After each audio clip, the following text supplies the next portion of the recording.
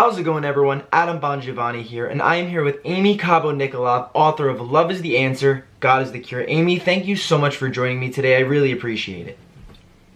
You're welcome. So, okay, let's jump right into things. So, if you can, please provide us just a little background information on Love is the Answer, God is the Cure, so people who are watching know the book if they haven't read it. Well, it's basically a tragic, inspirational love story. It deals with years of childhood abuse in every form and fashion, and also instances of rape and domestic violence and physical violence and emotional abuse. It has a little bit of everything. Wow. And it also has a love story, and it's also inspirational. Wow. Writing such a personal book, I feel like, can be an extremely daunting task because you're putting such personal things about you and your life and your history out into the world. What was the writing process like for you? Well, I was told to write a book when I was 15 years old, when I was in a psychiatric hospital, when all the children were removed from my parents' house because we were being abused. Wow. And I was told to write a book. I thought I would. I just didn't know if I'd ever. And while I was praying a rosary, I got this really strong feeling that I should write this book now. So I would just get up at 3 o'clock in the morning every morning and type and type and type. Wow. And it's something I've never done before. It's something I've never had time to deal with because I've had to deal with so many other things. So I'm glad that I'm finally in a place of healing and a place where I can provide transparency for the sake of others, to see if others can see that if having God in their life can make a huge difference.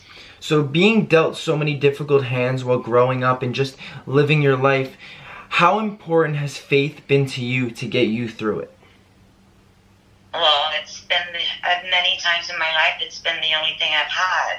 I've been alone, and God really has been the center of my universe.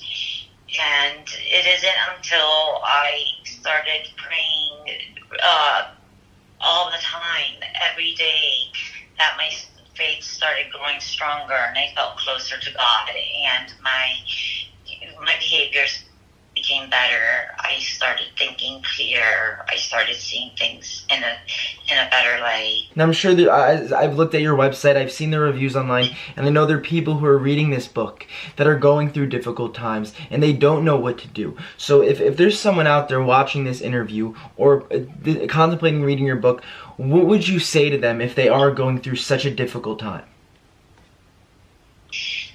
The importance of unconditional love and forgiveness, not to lose faith, not to lose hope. Nothing lasts forever. God is always there for you. God does love us. We are all unique and capable of being loved.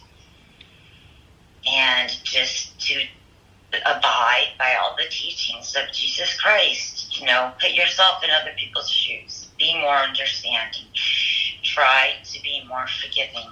Just all the values that sometimes get lost in society with society growing so fast. A question I have for you, and I'm sure some people struggle with this as well, when you're going through something so difficult and you're trying to move past it, do you feel like it's necessary to forgive the person or the people who caused you that pain? Because I'm sure that's a very difficult thing, but do you believe in order to move forward that you do need to forgive? Yes, you do need to forgive. You do need to forgive and let go. It's not for us to judge. It's for God.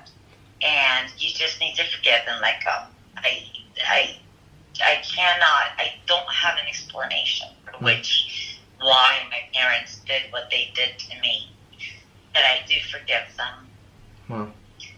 And I do forgive all those who have hurt me, because that's what God asks of me, to be forgiving. Now, I don't want to know them, but I pray for them. I pray for all the sinners. Oh. So you could separate the fact that you don't want them in your life, but you do forgive them. And Yes. that's an amazing quality, and I really do commend you for it, because there are a lot of people out there who definitely don't have the ability to forgive, and they hold on to resentment. And I'm sure it makes the healing process a little bit more difficult because they do hold on to that resentment. So, okay, when you're writing this book, like, what would you say was your main goal? I wanted to help others.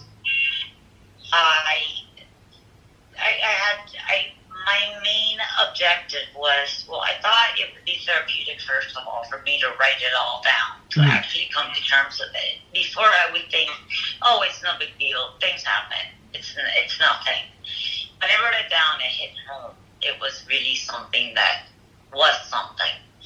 And it was therapeutic for me. And I thought that if it was therapeutic for me, if others would read it, it would be therapeutic for them, that they know they're not alone. Wow. That they know that somebody can go through so many things, just still come out okay, still be loved, still be blessed. That's such a phenomenal thing, though, because it's a therapeutic process for you as you're writing it. But for other people reading it, it's also a therapeutic process for them. Yes. The owner of onlinebookclub.org actually had a beautiful quote he put in the chat. He said, holding on to anger is like grasping a hot coal with the intent of throwing it at someone else. You are the one who gets burned. Well, what does your family think of the book? Have your family members read it? Have your friends enjoyed the book as well? Or is it kind of... No, I don't really have a family. Okay. I think I speak to one or two sisters out of the 9 kids that we were. Wow. So I don't suppose they'll be very pleased. That makes sense, though. But there's a song that says, if I have to sacrifice myself for the greater good, so be it. Imagine Dragons sings that. Yes. I believe in that. That's phenomenal. That's amazing, though. The fact that you're putting the greater good of the people who are going to read the book over yourself is really something I commend and look up to, and I thank you for that, because you're really putting the greater good into the world. It feels like you knew that this was something that you had to put out there, because you knew it would not only help you move forward, but it also helps so many people who read this book. So it's not an easy process to achieve something like this, where you do end up publishing a book on your own. Self-publishing is not an easy thing to do. So congratulations on doing all of that, because not many people out there would have kept going after having been denied once and having people they know in their life tell them they shouldn't do it. So good for you for really pushing forward and doing what you knew was right. Thank you. If anyone wants to follow you or communicate with you, where can they find you? I'm on Facebook, Amy Cabo. Okay. And I'm also on Twitter. I have a website, godisthecure.com. And that has all the reviews of the book. Every time I get a review, I post it on the website, godisthecure.com. Got it.